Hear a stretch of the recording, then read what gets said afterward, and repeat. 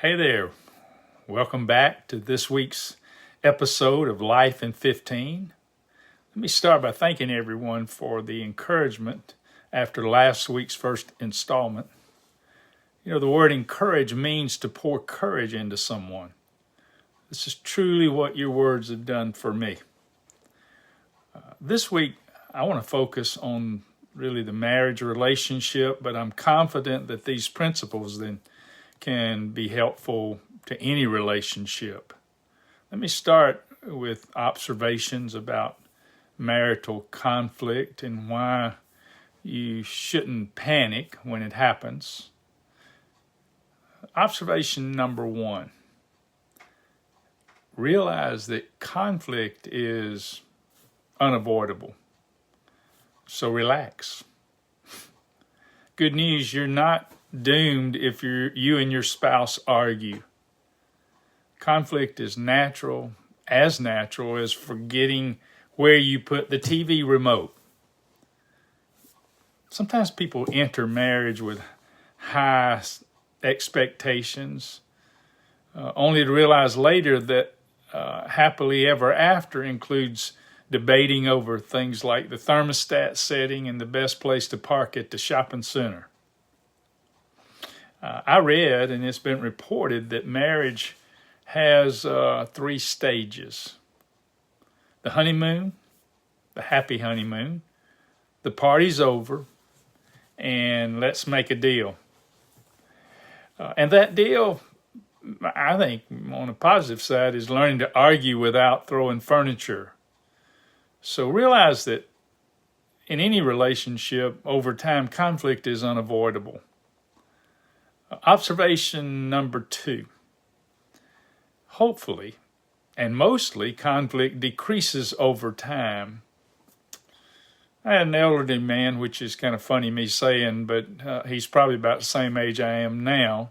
But at the time, he was an elderly man who told me that he and his wife never fight anymore. And my thought is either he's lying or they just have rebranded their fights as spirited discussions. In a healthy marriage, conflict tends to lessen over time, assuming you learn from those conflicts. Now, if you've been married for over 15 years or 15 plus years and you're still arguing over the same things like newlyweds on a reality show, maybe you should see a counselor. Seeing a counselor is not a weakness, it's wisdom. Conflict's unavoidable. Conflict should decrease over time. And the third observation is conflict can be good for you. No, really, it can be. Let's be honest. Most people won't tell you you're being a jerk to your face, but your spouse. Many times they have a PhD in pointing out your flaws. Is that annoying? Absolutely. Necessary? Also yes. So next time your partner calls you out, maybe just listen, and it might make you a better person. Now, conflict's unavoidable. Conflict should decrease over time, and conflict can be good for you. Now, I want to close today with giving you some ground rules for learning how to fight right or how to have a good fight. And yeah, I think there is such a thing as that. Relationships come with built-in arguments. The key isn't avoiding them, it's learning how to fight well. I want to give you 6 ground rules to keep your battles from turning into all-out world war. All right, buckle up. Here we go. Rule number 1. Ask yourself, is this fight necessary? Sometimes your spouse is just in a mood. And I notice I said your spouse, not mine. And if your wife snaps, what did you mean by that? After you commented on how nice the weather? Guys, you have 2 choices. You can call her a grump and prepare for war, or at least a battle, or you can extend grace. In this sense, grace is letting things go. Treat them like an emotional tax write-off. James 1:19 even suggests that we should be slow to anger. Translation, pick your battles.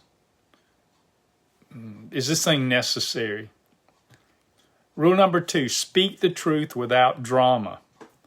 Now, bottling up issues does not work. It just creates a stockpile of bitterness until one day you explode over the milk being left out on the counter. I remember growing up, my mom had a yellow pressure cooker. Now, if you're not acquainted, a pressure cooker is a special pot that cooks food faster by using steam and high pressure. In addition to the tender and tasty meal that we would have, I remember a little valve on the top of the pot that would release steam. It'd be swishing back and forth. And I was told in dramatic detail how that valve keeps the pot from exploding and setting off a nuclear explosion that would level the world. Possibly an exaggeration, but my dad was famous for those. However, if fear, frustration, and hurt are suppressed or pushed down in a relationship, I have seen explosions that have caused widespread damage to families. Also, beware of exaggeration. Don't stuff and don't exaggerate. Saying things like, you never help, or you always do this. This is almost always untrue. Instead, you need to be specific. When you leave your socks, something like, when you leave your socks everywhere, I feel like you don't appreciate my effort to keep things clean. That was sweet. So if we don't stuff and we don't exaggerate, what is the answer? Let me give you a formula I try to always share with people in marriage counseling. Here it is. When this happens, I feel, can we? This formula is not aggressive. It's not condemning. In fact, it invites us. It invites other people to join you in working on the issue. I feel like, when you're talking about your feelings, that's your feelings. Now, rule number 3, avoid verbal sniper fire.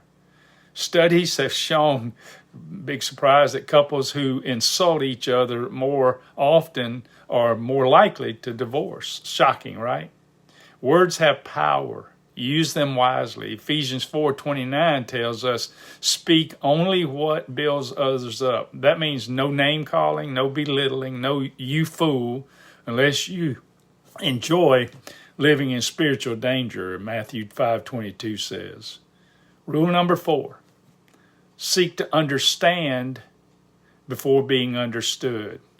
I admit I borrowed this rule from the author Stephen Covey, but Jesus said it first. He said, do unto others, Matthew 7:12.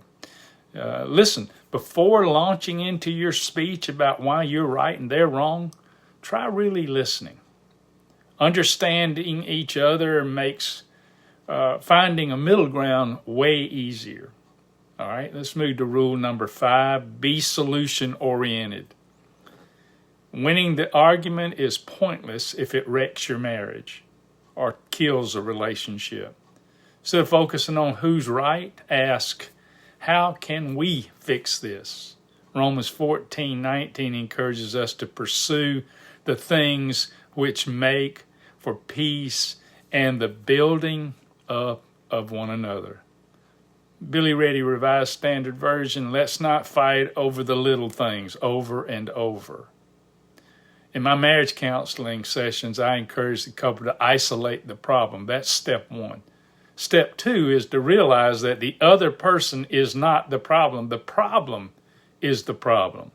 Ephesians 6:12 says, for we are not fighting against flesh and blood. That's not our enemy, but our enemy, we're fighting against evil rulers and troubles and principalities, the Bible says, unseen worlds, and these are the problem. Find a solution is much easier when you are on the same team attacking the same problem together. So put on the same jersey and fight the real problem. final rule 6, forgive and move on. Holding on to resentment is like drinking expired milk. It ruins the cereal and it makes you sick. True forgiveness means letting go, not keeping score. And yes, even if the fight wasn't your fault, own up to your part and say the most dreaded 3 words in the English language. I was wrong. Marriage isn't about never fighting. It's about fighting better. So next time, fight fair, aim for solutions, and don't forget to forgive. Your relationship and your sanity will thank you. Let me just say, next week I'm excited about what I'm going to cover, how to make and accept an apology. That's a lot harder than sometimes we think. Let me say thanks also for sharing your time with me. And don't forget to share this with other people. If you have not subscribed, do that. And I look forward to seeing you at our next week's episode of Life in 15.